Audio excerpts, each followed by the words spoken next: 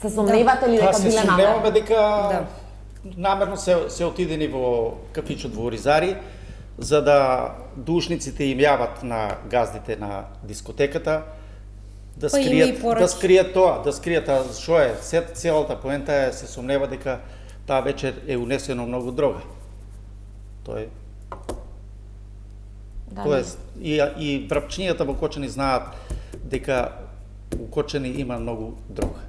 Едно мало дете да идеш да го прашаш у градот, ќе ти каже, ќе ти посочи имиња кои продават дрога. Значи, ние се сомневаме дека ова е направено, намерно е запалено, за да се скријат траговите на дрогата. Полицијата и газдата на дискотеката има стална комуникација. Не полицијата поточно Дел од полицајците. Инспекторите. Значи, инспекторите. Сега Началник командир. Инспекторката за не се вмешани економски сите полицајци, значи тука се командирите и началниците. Инспекторката за економски криминал УМВР. Можете слободно да отворите на уште има страната на дискотеката. Ќе видите на многу дел слики. Значи она беше, да не речам, ама преку еден викенд, бидејќи.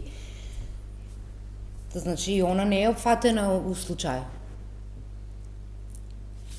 А полицијата што не е постапила исправно, не е постапила.